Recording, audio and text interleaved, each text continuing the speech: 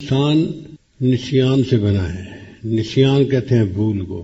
اس کے خمیر میں اللہ نے اس مادے کو رکھ دیا ہے.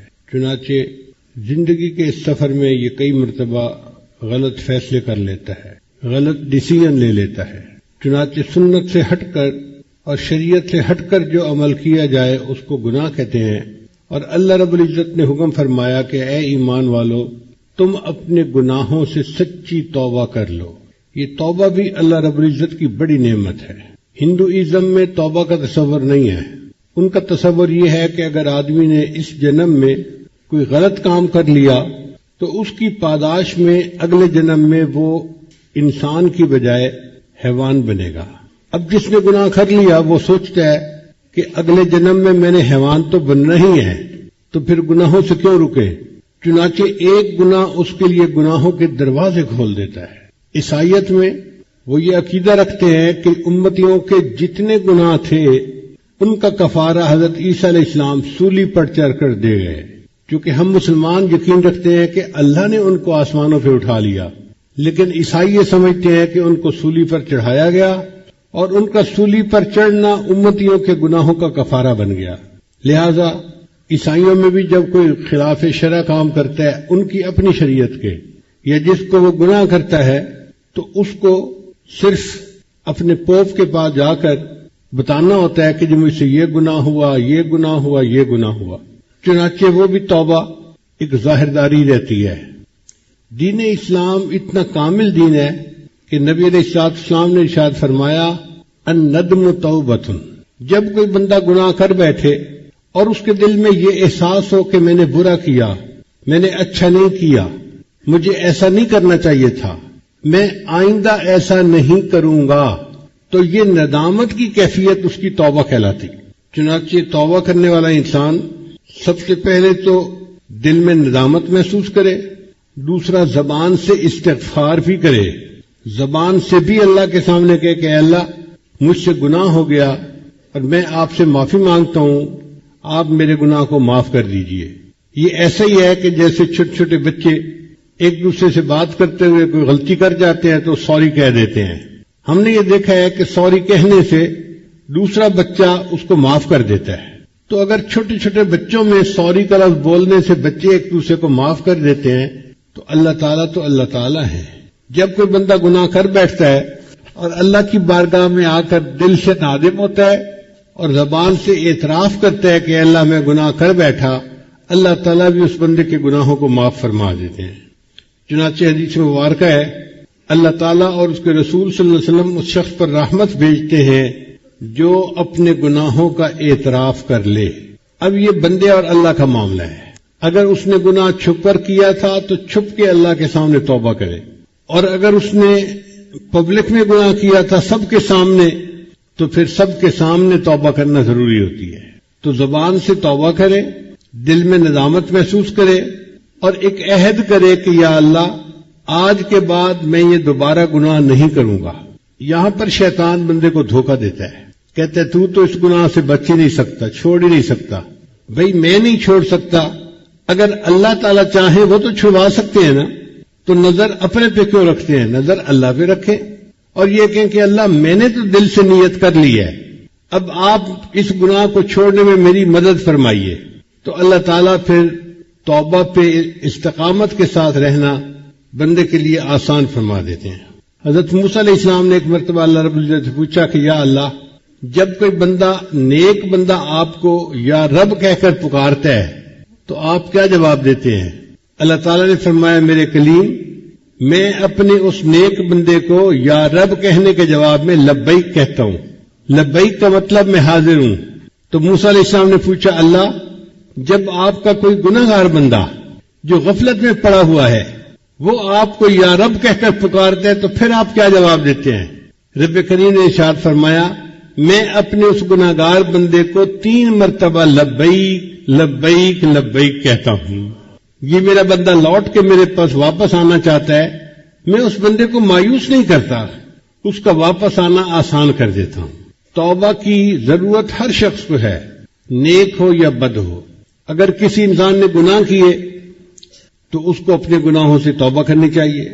اگر انسان نے گناہ نہیں کیے مگر اس کے دل میں اللہ سے غفلت رہی تو اس پر بھی توبہ کرنا چاہیے، کیونکہ غفلت بھی مستقل ایک گناہ ہے، ہم اس کو گناہ ہی نہیں سمجھتے۔ اور جو اولیاء اللہ ہوتے ہیں ان کی توجہ جب اللہ تعالی کی طرف سے ہٹ کر مخلوق کی طرف زیادہ ہو جاتی ہے تو اس پر بھی وہ استغفار کرتے ہیں۔ دو لفظ یاد رکھیے، ایک ہے رین اور ایک ہے غین۔ رین کہتے ہیں دل کے اوپر جو زنگ لگ جاتا ہے، کلا بل رون علی قلوبہم ما کانوا یکسبون، کیوں نہیں ان کی بدعمالیوں کی وجہ سے ان کے دلوں پر زنگ لگا دیا گیا۔ تو ہم تو اپنے رین کی دھلنے کے لیے اللہ کے سامنے استغفار کریں۔ اور ایک ہوتا ہے غین، وہ کیا ہوتا ہے کہ اہل اللہ کی توجہ کامل اللہ کی طرف ہوتی ہے، مگر کئی مرتبہ دعا مانگنے کے لیے یا کسی کے حالات سن کے اس بندے کی طرف توجہ زیادہ ہوتی ہے، تو وہ جو لمحہ اس بندے کی طرف توجہ کا زیادہ ہوتا ہے وہ اس پر بھی استغفار کرتے ہیں۔ چنانچہ نبی نے سامنے ارشاد فرمایا، انہ لیغان علی قلبی، میرے دل پر بھی غین کی کیفیت آتی ہے اور اس پر میں اللہ کے سامنے روزانہ 100 مرتبہ استغفار کرتا ہوں، کیونکہ نبی علیہ السلام کے دل پر امت کا غم غالب آ جاتا تھا اور میرے آقا صلی اللہ علیہ وسلم یا رب امتی یا رب امتی دعائیں مانگا کرتے تھے۔ اب سوال پیدا ہوتا ہے کہ انسان توبہ کیوں نہیں کرتا؟ پہلی بات، اس کو آخرت کے دن کے بارے میں یقین کامل نہیں ہوتا، شک ہوتا ہے اور وہ سوچتا ہے جی آگے جائیں گے تو دیکھی جائے گی۔ اگر یقین ہو کہ قیامت کے دن مجھے اس گناہ کی وجہ سے ذلت ملے گی، اللہ میرا مواخذہ فرمائیں گے اور مجھے جہنم کی آگ میں ڈالیں گے، پھر گناہ چھوڑنا کوئی مشکل کام نہیں ہوتا۔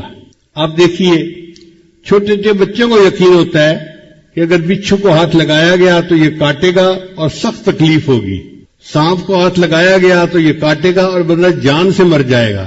کوئی مرد، عورت یا چھوٹا بچہ سانپ بچھو کے قریب بھی نہیں جاتا، اس لیے کہ یقین پکا ہے کہ نقصان زیادہ ہوگا۔ اسی طرح اگر گناہ کے بارے میں ہمیں یقین ہو کہ اگر ہم نے گناہ کیا تو اللہ رب العزت کی طرف سے ہمیں دنیا میں بھی سزا ملے گی، آخرت میں تو ملنی ہی ہے، تو پھر بندہ گناہ کے قریب بھی نہیں جاتا۔ ایک نوجوان کسی بزرگ کے پاس آیا، حضرت آپ فرماتے ہیں کہ غیر محرم سے نظر کو بچاؤ، اور میں کیا کروں، جوان العمر ہوں، میرے اندر جذبات کا اتنا غلبہ ہے کہ بازار سے گزرتے ہوئے غیر محرم پہ نظر پڑ ہی جاتی ہے، آپ مجھے کوئی طریقہ بتائیے کہ میں اپنی نظر کی حفاظت کیسے کروں۔ ان کا بھائی میں آپ کو بتا تو دوں گا طریقہ، لیکن آپ کو ایک کام کرنا پڑے گا۔ کون سا کام؟ کہ یہ پیالہ دودھ کا ہے، اس کو بازار کے دوسرے کنارے پر ایک عالم رہتے ہیں، ان کو پہنچا کے آؤ۔ اس نے کہا جی بات ہی کوئی نہیں، میں پیالہ پہنچا دیتا ہوں۔ ان کا یاد رکھنا، اگر پیالے میں سے ایک قطرہ بھی دودھ کا گر گیا تو میں ایک بندہ تمہارے ساتھ بھیجوں گا، وہ اسی جگہ بھرے بازار میں تمہیں جوتے لگائے گا۔ اب وہ بندہ گھبرا گیا کہ بڑا احتیاط والا کام ہے، اگر بے احتیاطی ہوئی تو بھرے بازار میں جوتے پڑیں گے، میری ذلت ہوگی۔ چنانچہ اس نے پیالہ دودھ کا اپنے ہاتھ میں لیا اور بازار میں سے چلتا ہوا بالآخر دوسرے کنارے تک پہنچا اور ان بزرگوں کو پیالہ پہنچا دیا۔ واپس آ کر اس نے بڑے خوشی خوشی بتایا کہ حضرت میں نے الحمدللہ اس پانی کے دودھ کے پیالے کو فلاں بزرگ تک پہنچا دیا، ایک قطرہ بھی دودھ کا نہیں گرا۔ ان کا اچھا یہ بتاؤ کہ آج تم نے بد نظری کتنی کی؟ حضرت وہ جو آپ نے مشٹنڈا ساتھ بھیجا تھا نا کہ یہ جوتے مارے گا، اس کا خوف اتنا تھا کہ میرا دھیان ہی عورت کی طرف نہیں گیا، میں تو پورا راستہ یہ دیکھتا رہا کہ میرے دودھ کے پیالے میں سے ایک قطرہ بھی نیچے نہ گرے۔ مجھے دودھ کے چھلک جانے کا ڈر تھا، عورت کی طرف میری نظر نہیں اٹھی۔ ان بزرگوں نے فرمایا کہ یہی راز ہے کہ جن اہل اللہ کے دل میں یہ خوف ہوتا ہے کہ میرے دل سے ایمان کا پیالہ نہ کہیں چھلک جائے، ان کی نظر غیر محرم سے بچ جاتی ہے، وہ سمجھتے ہیں اگر نظر پڑ گئی تو کہیں ایمان میں خلل نہ آ جائے۔ اور یہ جو غیر محرم پہ نظر ہے نا، یہ بہت بڑا گناہ ہے۔ ایک مرتبہ میں نے اپنے حضرت مرشد عالم رحمۃ سے مسئلہ پوچھا، میں نے کہا حضرت میری عمر بھی چھوٹی ہے اور میرا علم بھی تھوڑا ہے، مجھے کچھ باتیں سمجھ میں نہیں آتی، اگر آپ اجازت دیں تو میں آپ سے بات پوچھ لیا کروں۔ تو حضرت مسکرائے، فرمانے لگے ہاں پوچھو۔ میں نے کہا کہ حضرت میں ابن جوزی رحمۃ اللہ کی کتاب پڑھی ہے تلبیس ابلیس، یعنی ابلیس کی مکاریاں، اس میں انہوں نے لکھا ہے کہ ایک حافظ قرآن تھا اور اس نے کسی غیر کے چہرے کو محبت کی نظر سے دیکھا تھا، اس کی سزا یہ ملی کہ وہ قرآن مجید کو بھول گیا۔ تو میں نے کہا حضرت یہ بات پڑھ کے میرے دل پہ ایک خوف طاری ہے، اس بندے نے قرآن مجید کو حفظ کرنے میں کتنی محنت کی ہوگی، اور ایک نظر کی وجہ سے اللہ نے اس کو اتنی بڑی نعمت سے محروم کر دیا۔ حضرت فرمانے لگے ہاں بچہ، یہ اللہ کی غیرت کا معاملہ ہے۔ میں نے کہا حضرت ذرا اور تفصیل بتا دیں۔ فرمانے لگے کہ اللہ بالکل نہیں چاہتے کہ میرا بندہ محبت کی نظر میری بجائے کسی غیر کی طرف اٹھائے۔ اگر کوئی اٹھاتا ہے تو اللہ تعالیٰ کو غیرت آتی ہے اور اس غیرت کی وجہ سے اللہ اس کو نعمت سے محروم کر دیتے ہیں۔ اب بتائیے کہ ایک بری نظر ڈالنے پر ایمان سے محروم ہونے جیسی سزا بندے کو مل جاتی ہے۔ توبہ نہ کرنے کے اسباب میں سے دوسرا سبب یہ ہوتا ہے کہ بندہ سوچتا ہے اچھا میں توبہ کر لوں گا، آج نہیں تو کل، پھر کل آتا ہے تو پھر سوچتا ہے اچھا میں کل توبہ کر لوں گا، اور یہ کل ہوتے ہوتے ہوتے ایک ایسا بھی دن آتا ہے کہ جب اس کے دن میں آج ہی ہوتا ہے اور اس کو مرنا ہوتا ہے، اس دن میں اس کے زندگی میں کل نہیں ہوتا، اور وہ توبہ کیے بغیر دنیا سے چلا جاتا ہے۔ اور کئی مرتبہ بندے کو شیطان غلط فہمی میں ڈال دیتا ہے۔ اللہ تعالیٰ بڑے رحیم ہے، بڑے کریم ہے، وہ معاف کر دیں گے۔ چنانچہ ہم نے کئی لوگوں سے یہ جواب سنا، ان کو کہا کہ بھئی توبہ کرنی چاہیے، تو نوجوان نے جواب دیا جی اور اللہ نے کسی کو تو معاف کرنا ہی ہے نا، بھئی ساری دنیا کو معاف کر دے، اگر ہمیں نہ کیا تو یہ شیطان کا دھوکہ ہوتا ہے۔ اب سوال پیدا ہوتا ہے کہ توبہ کب تک کی جا سکتی ہے؟ جب تک انسان کا سانس اکھڑ نہیں جاتا، نزع کے وقت جیسے اکھڑتا ہے اس سے پہلے پہلے توبہ قبول ہو جاتی ہے۔ جب سانس اکھڑ گیا اور وہ گلے کا گھنگرو بجنے لگ گیا، اب توبہ کا دروازہ بند ہو گیا۔ اور جب تک سورج مغرب سے طلوع نہیں ہوتا، یہ قرب قیامت کی نشانیوں میں سے ہے، جب تک سورج مغرب سے طلوع نہیں ہوتا اس وقت تک بندے کی توبہ قبول ہوتی ہے۔ اس کا مطلب یہ کہ ہمارے لیے ابھی اللہ کی رحمت کے دروازے کھلے ہیں، ہم اگر توبہ کرنا چاہیں تو اللہ تعالیٰ کی طرف سے قبولیت میں آسانی ہوگی، اور توبہ کرنے میں دیر نہیں کرنی چاہیے۔ ہم نہیں جانتے کہ اگلے لمحے کیا ہونے والا ہے، توفیق پھر ملتی بھی ہے کہ نہیں ملتی۔ حدیث مبارکہ میں آتا ہے کہ بنی اسرائیل کا ایک آدمی تھا جو بڑا ہی بدماش قسم کا تھا، اس نے 99 بندوں کو قتل کر دیا۔ اب آپ سوچئے 99 انسانوں کو قتل کرنے والا کتنا ظالم انسان ہوگا، کتنا پتھر دل انسان ہوگا۔ پھر کچھ دن میں خیال آیا کہ کوئی میرے لیے بھی توبہ کی گنجائش ہے، تو وہ ایک صوفی صاحب کے پاس آیا، بھائی میں 99 بندوں کو قتل کر چکا ہوں، کیا میرے لیے توبہ کا کوئی امکان ہے؟ اس کے پاس علم تو تھا نہیں، اس نے کہا توبہ توبہ، 99 بندوں کو قتل کر کے آیا، 100 چوہے کھا کے بلی حج کو چل لی، تیری توبہ تو قبول نہیں ہوگی۔ اس نے ایسے روکھا سا جواب دیا، اس بندے کو غصہ آیا، اس نے کہا اچھا پھر 99 قتل کیا ہے تو میں سینچری پوری کر لیتا ہوں۔ اس نے اس کو بھی قتل کر دیا۔ پھر اس کے ذہن میں خیال آیا کہ میں 100 بندوں کا قاتل ہوں، کیا میرے لیے کوئی توبہ کی صورت ہے؟ تو اس نے کسی عالم کے پاس حاضری دی اور اس سے پوچھا جی کہ کوئی توبہ کی گنجائش؟ ان کا بھئی گنجائش تو ہے، کیا کروں؟ ان کا دیکھو فلاں بستی ہے، اس کا نام ہے نصرہ، وہاں علماء رہتے ہیں، مشائخ رہتے ہیں، تم ان کے پاس جاؤ توبہ کی نیت سے اور اللہ کے حضور سچی توبہ کر لو، اللہ گناہ معاف کر دیں گے۔ یہ سن کے وہ بندہ گھر واپس نہیں گیا، وہیں سے اس بستی کی طرف چل پڑا۔ اللہ کی شان دیکھیے کہ راستے میں اس کی موت کا وقت آ گیا۔ اب جب موت آ گئی تو جہنم کے فرشتے آئے، یہ 100 بندوں کا قاتل ہے، اس کو جہنم لے کے جانا ہے، اور جنت کے فرشتے آئے، توبہ کی نیت سے جا رہا تھا، اس کو جنت میں لے کے جانا ہے۔ اب معاملہ اللہ تعالیٰ کی بارگاہ میں پیش ہوا کہ یا اللہ اس بندے کا فیصلہ کیا کریں؟ رب کریم نے فیصلہ فرمایا کہ فاصلے کی پیمائش کرو، جس بستی کی طرف یہ جانا چاہتا تھا توبہ کی نیت سے، اگر اس بستی کے قریب پہنچ گیا ہے تو توبہ قبول، اور اگر ابھی نہیں قریب پہنچا تو پھر اس کا مطلب ہے کہ ابھی توبہ نہیں ہوئی۔ تو فرشتوں نے پیمائش کی۔ محدثین نے لکھا ہے کہ دونوں بستیوں کے بالکل جو سینٹر کی لائن تھی نا، آدھا آدھا سفر، اس بندے کی ادھر وفات ہوئی تھی، اور مرتے مرتے وہ اگلی بستی کے قریب لاش اس کی جا کر گری تھی. اتنا تھوڑا سا فرق تھا. اور بعض محدثین نے لکھا کہ موت تو اس کو نصف فاصلے پر ہی آئی تھی، لیکن اللہ جانتے تھے کہ یہ توبہ کی نیت سے چلا ہے. اللہ نے بستی کے قریب والی زمین کو حکم دیا کہ تو سکڑ جا. وہ زمین سکڑ گئی اور اس کی لاش بستی کے تھوڑا قریب ہو گئی. اس پر اللہ نے توبہ قبول کر لی، 100 بندوں کے قتل کے گناہ کو معاف فرما دیا. اب غور کیجئے کتنا بڑا گناہ ہے، لیکن سچی نیت تھی اور چل پڑا تھا تو اللہ نے 100 بندوں کے قتل کے گناہ کو بھی معاف فرما دیا. پھر جو اسباب گناہ ہو ان کو بھی چھوڑنا ضروری ہے.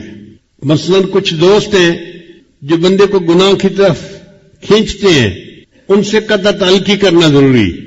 ہم دوستوں کو تو چھوڑتے نہیں، پھر کہتے ہیں جی گناہ نہیں چھوٹتے. بھئی اگر دوست وہی رہیں گے تو آج نہیں تو کل پھر گناہوں میں مبتلا کر دیں گے. اس لیے اللہ کی رضا کے لیے ایسے دوستوں سے تعلق کو توڑ لینا یہ بھی ضروری ہوتا ہے. اس کی مثال یوں سمجھیے کہ گندی نالی کے اندر ایک ہیرا پڑا ہوا ہے، موتی پڑا ہوا ہے. اب ایک بندے کے پاس 10 بالٹیاں پانی کی ہیں، وہ اس کے اوپر پانی ڈالتا رہتا ہے. جب تک پانی ڈالتا رہتا ہے وہ موتی صاف چمکتا نظر آتا ہے.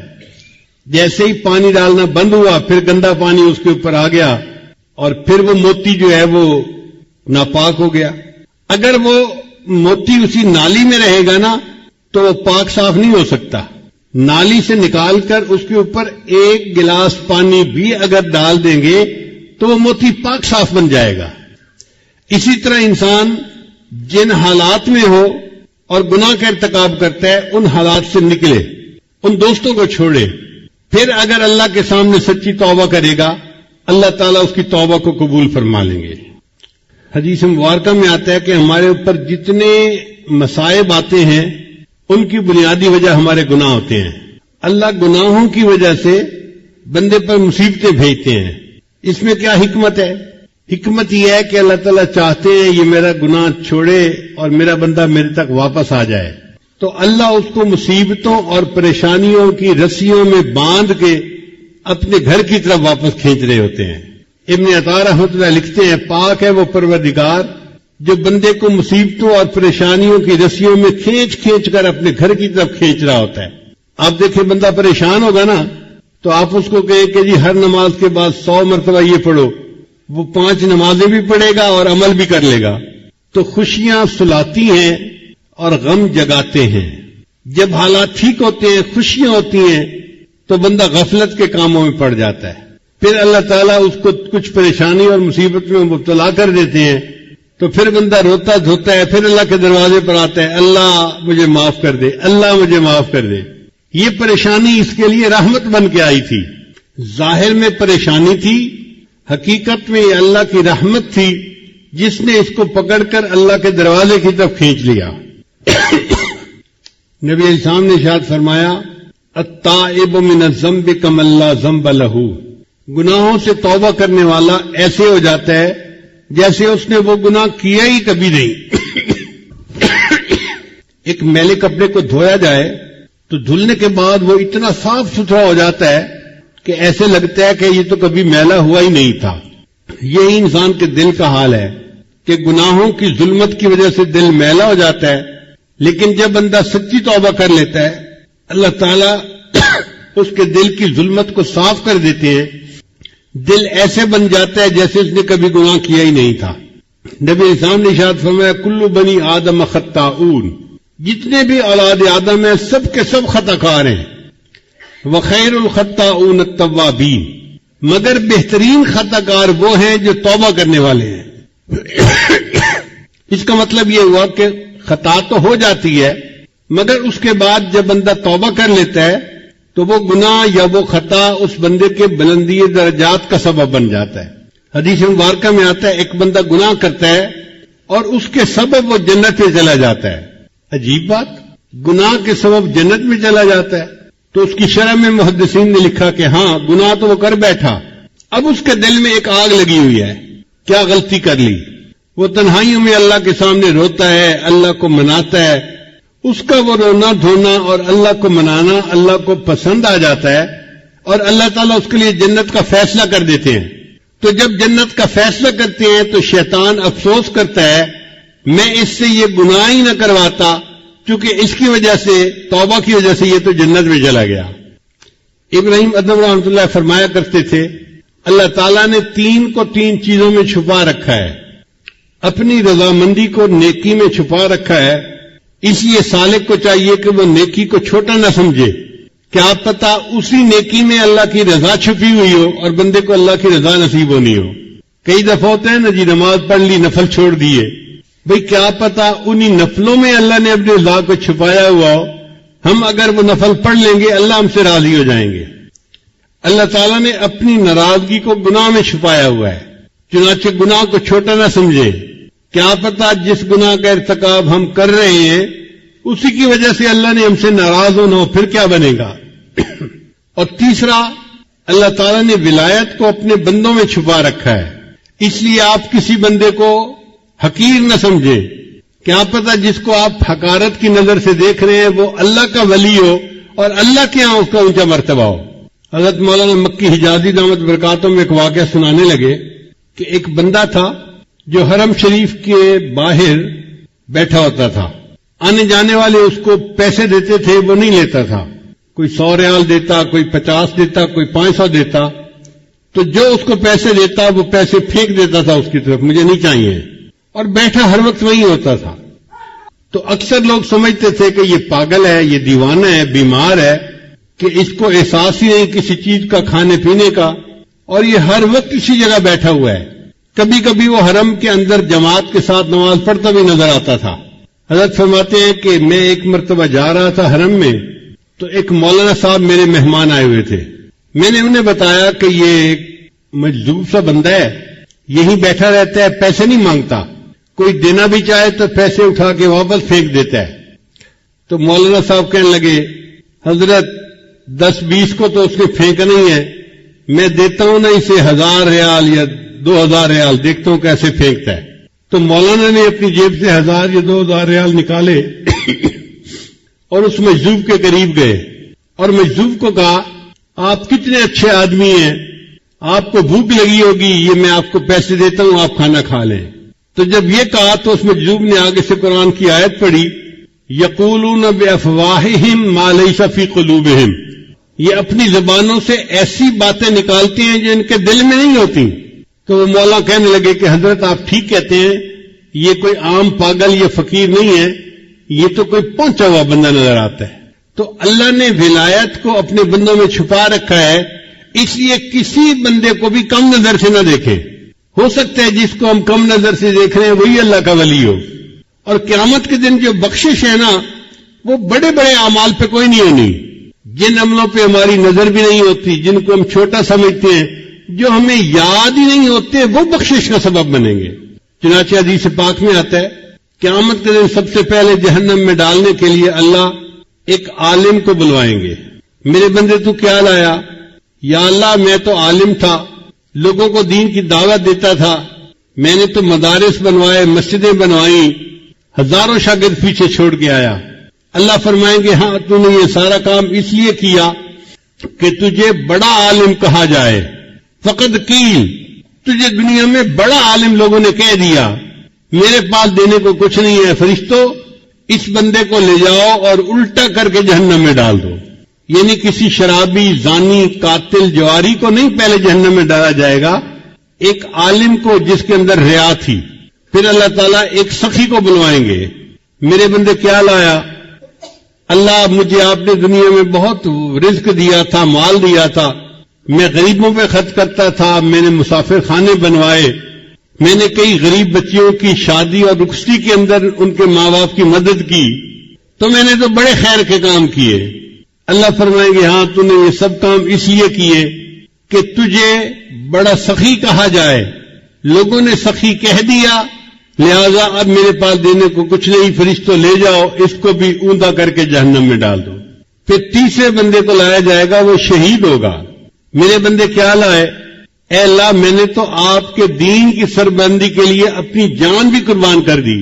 اللہ فرمائیں گے ہاں جان تو دی، مگر اندر تیری نیت یہ تھی کہ لوگ تجھے بڑا بہادر کہیں، بڑا مجاہد کہیں، تو لوگوں نے کہہ دیا۔ لہذا میرے پاس دینے کے لیے کچھ نہیں، فرشتوں لے جاؤ، اس کو بھی الٹا کر کے جہنم میں ڈال دو۔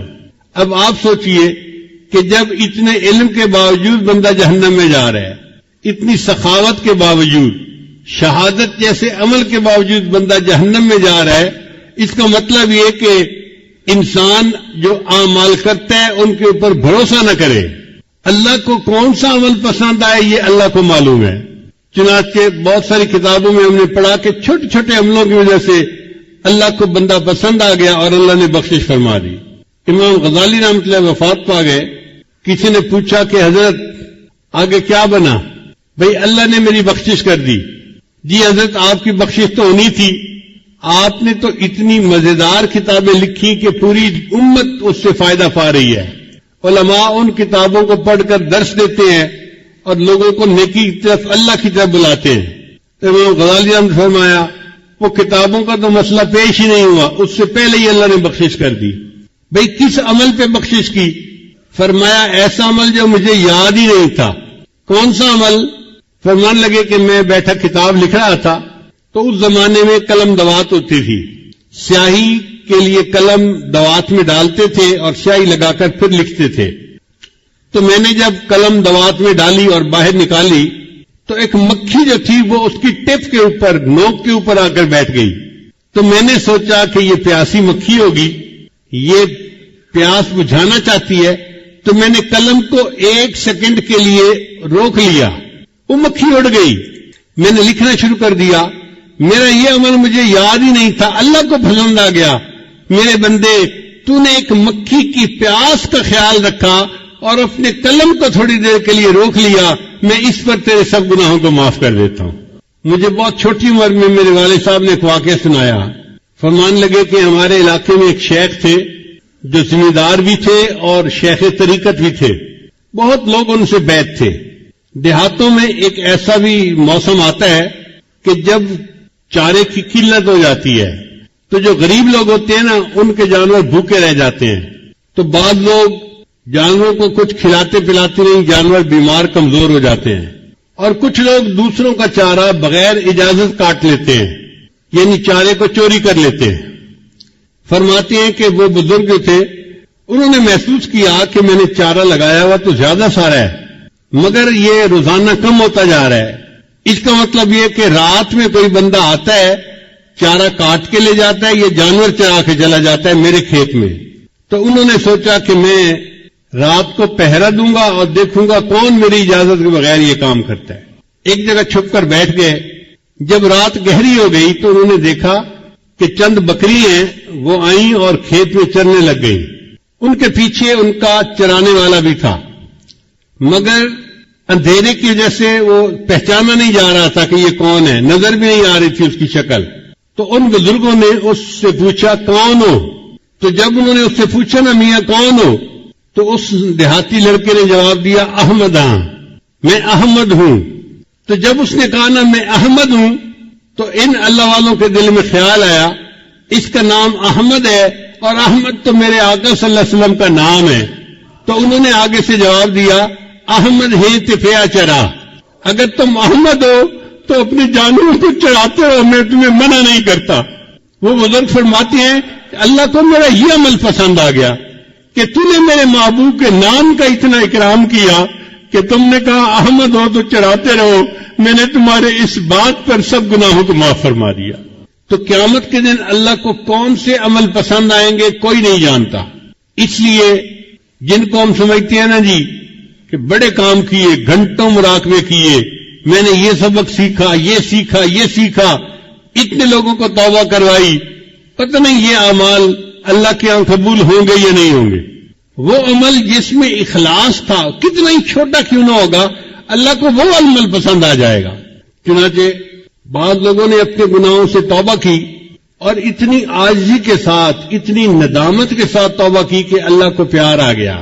مامون رشید ایک مسلمان بادشاہ تھا، اس کی بڑی آرام کی، شان و شوکت کی، ٹھاٹھ کی زندگی تھی۔ موت کے قریب اس کی طبیعت ذرا خراب ہو گئی تو اس نے اپنے ورکر کو کہا کہ یہاں زمین پر ایک دری بچھا دیجئے۔ تو بادشاہ کے حکم پر انہوں نے دری بچھا دی۔ جب دری بچھا دی تو مامون رشید چارپائی سے اٹھ کر نیچے دری کے اوپر لیٹ گیا اور لوٹنے لگا جیسے بچہ ماں باپ کے سامنے لوٹتا ہے، اور یہ کہنے لگا اے دائمی ملک کے بادشاہ، فانی ملک کے بادشاہ پر رحم فرما۔ اے دائمی ملک کے بادشاہ یعنی اللہ تعالی، میں فانی ملک کا بادشاہ ہوں، تو میرے اوپر رحم فرما۔ اللہ کو اس کا یہ فکرہ اور یہ عاجزی پسند آ گئی اور اللہ نے اس کی بخشش کر دی۔ چنانچہ وفات کے بعد کسی نے خواب میں دیکھا، اس نے پوچھا بادشاہ سلامت آگے کیا ہوئی؟ کہنے لگے کہ میری اس عاجزی کے اظہار پر اللہ کو ترس آ گیا اور اللہ نے میرے سب گناہوں کو معاف فرما دیا۔ عمر بن عبدالعزیز رحمۃ اللہ علیہ ایک بڑے نیک حکمران تھے، بہت متقی انسان تھے۔ جب ان کی وفات کا وقت قریب آیا تو وہ بھی زمین پر لیٹ گئے اور یہ کہنے لگے اللہ میں تسلیم کرتا ہوں کہ میں نے زندگی میں گناہ کیے ہیں۔ اے اللہ میں تسلیم کرتا ہوں کہ میں نے زندگی میں گناہ کیے ہیں، اگر تو معاف کر دے تو تیرا احسان ہے اور اگر معاف نہ کرے تو تیرا عدل ہے، مگر میں گواہی دیتا ہوں کہ تیرے سوا کوئی معبود نہیں اور محمد صلی اللہ علیہ وسلم تیرے سچے رسول ہیں۔ یہ الفاظ کہہ کے اس کی وفات ہو گئی، یعنی کلمہ پڑھ کے فوت ہو گیا۔ ابن جوزی رحمۃ اللہ کی کتاب ہے بحر الدموع یعنی آنسوؤں کا سمندر، اس میں انہوں نے یہ واقعہ لکھا ہے کہ بنی اسرائیل کی ایک عورت تھی جو حسن و جمال میں اپنی مثال آپ تھی اور وہ بدکار تھی، گھر کا دروازہ کھلا رکھتی تھی اور بن سنور کر چارپائی کے اوپر بیٹھ جاتی تو اس کے دروازے کے سامنے سے گزرنے والے نوجوان جب اس پر نظر پڑتی تو وہ بہک جاتے تھے۔ وہ ان سے کچھ رقم لیتی تھی اور ان کو گناہ کا موقع دے دیتی تھی۔ ایک مرتبہ ایک نوجوان بڑا نیک تھا، وہ ادھر سے گزرا، قدرتاً اس کی بھی نظر اس طرف اٹھ گئی تو اس نے دیکھا کہ اتنی خوبصورت عورت، اس کو بھی شیطان نے بہکایا۔ تو اس نے اس گھر کے جو کام کرنے والی تھی اس سے پوچھا کہ تیری مال کا مرد کو قریب کیسے آنے دیتی ہے؟ اس نے کہا جناب 1000 دینار لیتی ہے اور پھر اس کو اپنے ساتھ وقت گزارنے کا موقع دیتی ہے۔ اب یہ نوجوان واپس تو گھر آ گیا مگر سوچتا رہا کہ میں 1000 دینار اکٹھا کروں پھر مجھے اس عورت کے ساتھ وقت گزارنے کا موقع مل جائے گا۔ اس نے محنت کی، مزدوری کی، 1000 دینار اس نے جمع کر لیے۔ ایک دن یہ اس عورت کے پاس گیا اور 1000 دینار اس نے دے دیے۔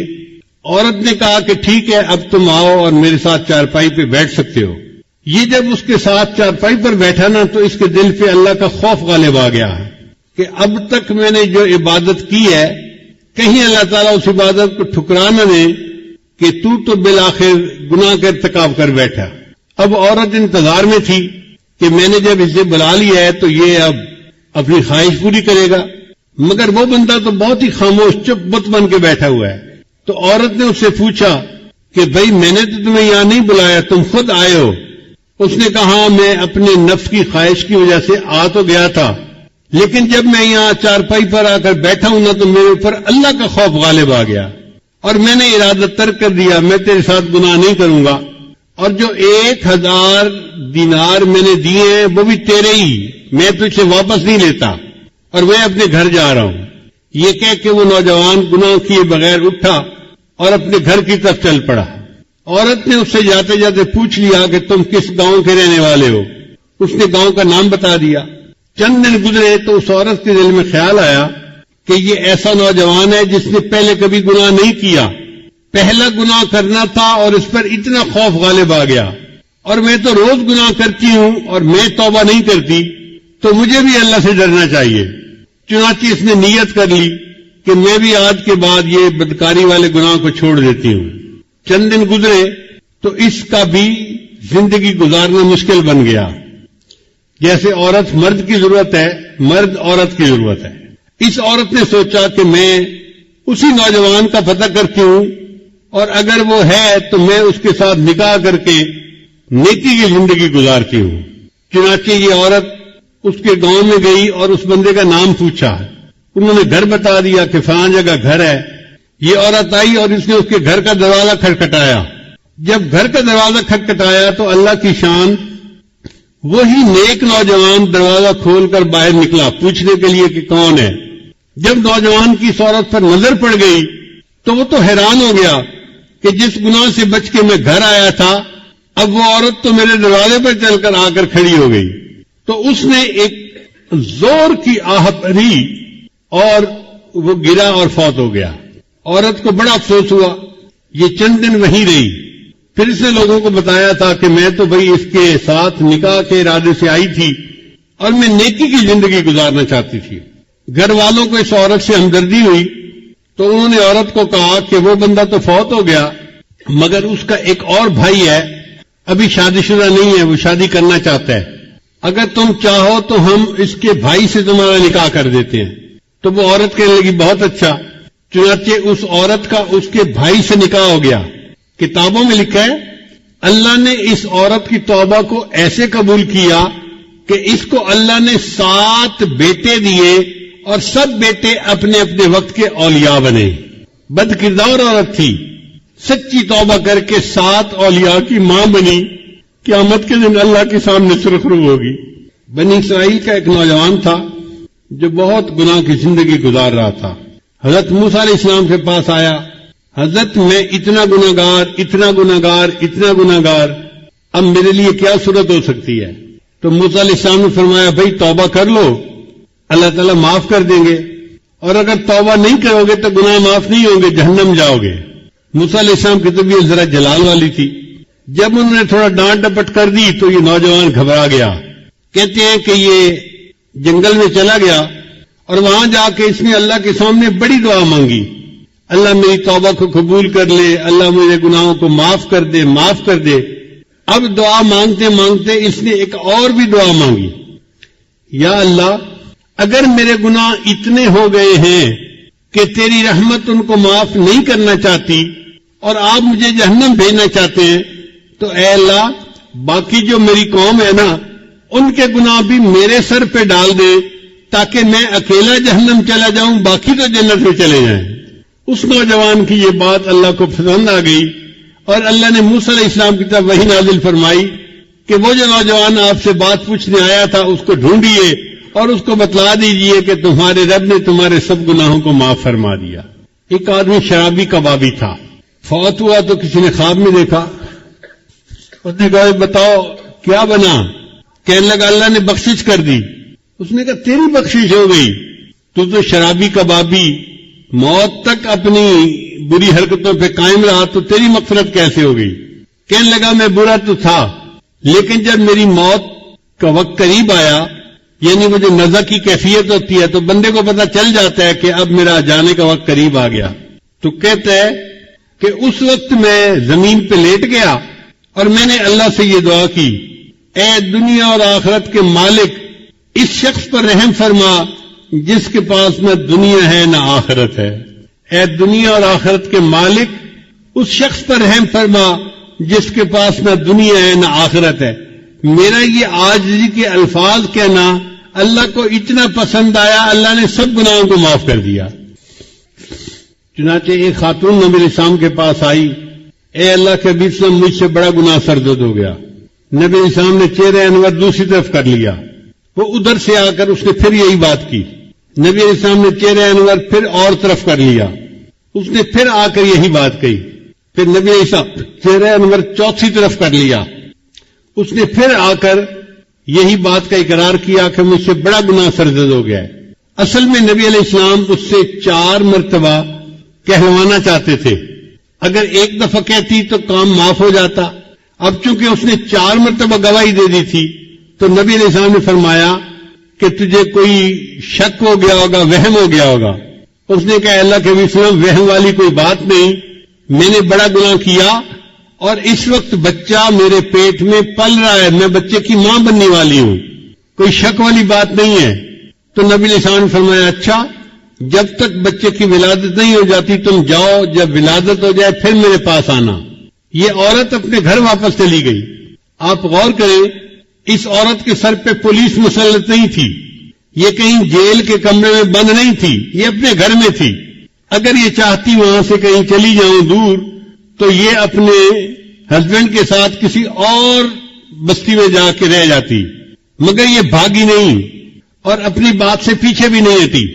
جب بچے کی ولادت ہو گئی تو اپنے بچے کو لے کے پھر نبی علیہ السلام کی خدمت میں آئی. اے اللہ کے حبیب صلی اللہ علیہ وسلم، میرا بچہ پیدا ہو گیا، بیٹا پیدا ہوا ہے، اور میں آئی ہوں کہ آپ مجھے پاک کر دیجئے، میں قیامت کے دن اللہ کے سامنے ناپاک حالت میں نہیں جانا چاہتی. تو نبی علیہ السلام نے فرمایا تمہارے قریب میں کوئی عورت ہے جو اس بچے کو دودھ پلائے؟ تو پتہ چلا کہ کوئی اور عورت ایسی نہیں تھی بچے والی جو اس کو بھی دودھ پلاتی. اس زمانے میں ڈبوں کے دودھ تو ہوتے نہیں تھے، مائیں دودھ پلاتی تھیں.